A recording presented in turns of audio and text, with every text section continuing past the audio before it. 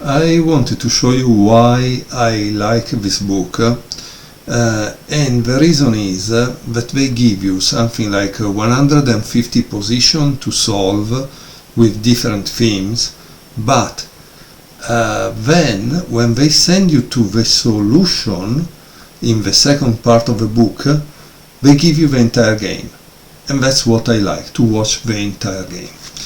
In this case, here you have a position which is Pardee, the famous chess writer that wrote many books. Let me show you some. Okay, this is an example of one of the books written by Pardee. Why Pardee was important? Maybe not because he was a great player over the board, but he won the World Championship, Correspondence Championship, so by mail, and in that time you didn't have computer to analyze for you, right? So you needed to be really good at analyze the position. So Pardee was white and Spassky was black.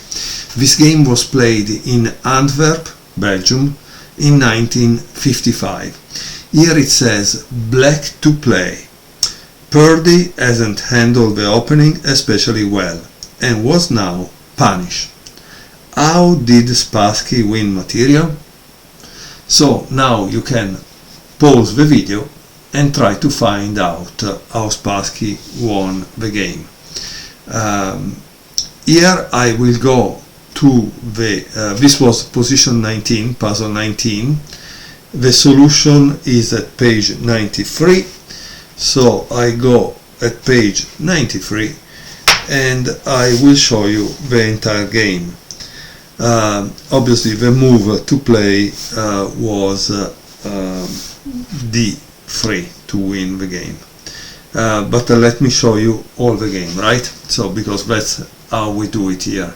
We like to watch all the game and enjoy it. Okay, so Pardee tried to probably take out Spassky from his preparation with a move that maybe in 1955 wasn't as common as today. f4, knight f6, knight f3, g6, b3, bishop g7, bishop b2, castle, e3 and c5. So as you can see, black is trying to take control of the center with probably knight c6 and d5. This is a typical way, and practically black has won the fight for the center in a sense here.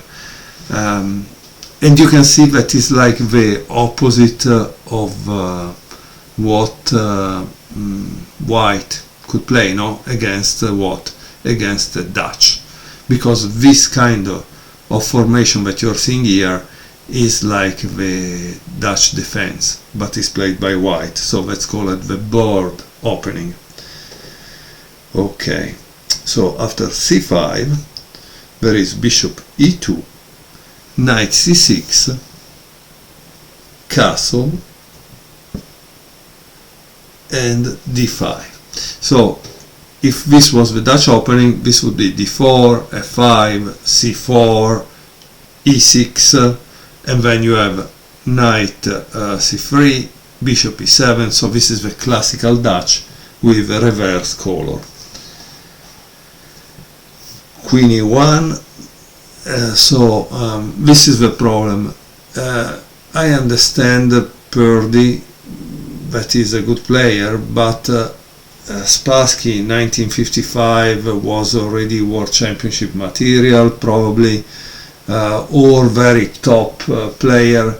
How do you actually believe that you are able to beat him with something like queen h4, knight g5, bishop takes f6, bishop takes f6, queen takes h7 checkmate.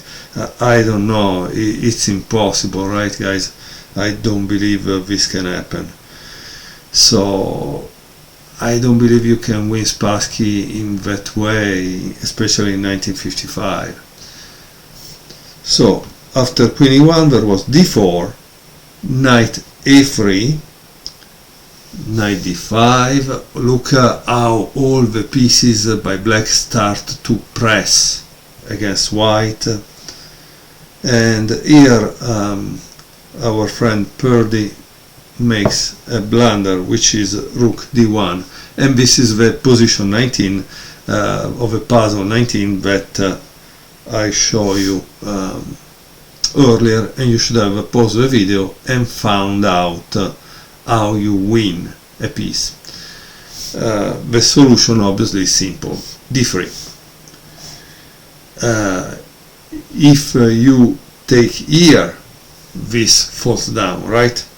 So what did Purdy do? He played bishop takes g7, d takes e2, bishop takes f8, and now there is e takes d1,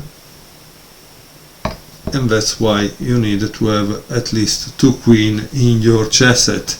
By the way, for those who ask me, this chess set is a reproduction of the chess pieces used in the Chess Olympiad of 1972 in Skopje, if I remember well. So how did the white continue here?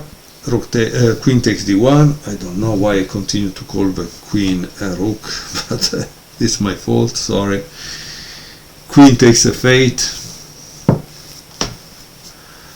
and already here you can see that Spassky has gained a piece, right? So I don't know, the game is a little over.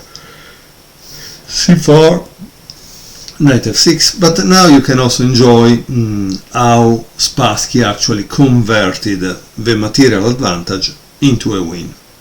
d4. Sorry, remember, as you can see, Spassky is playing with 2 pieces less, because this is there and this is still not developed, and we are at move 15. So one thing you need to do is to bring out all your pieces. And so he played bishop f5, d5, knight b4, h3, trying to develop on this side, but I don't know how useful it is. Rook d8, g4, and bishop d3. So Spassky is entering the enemy position. Rook f2, e6,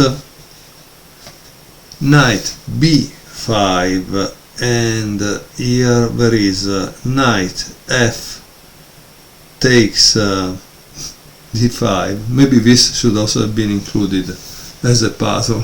Yeah, because this is a kind of nice move, right?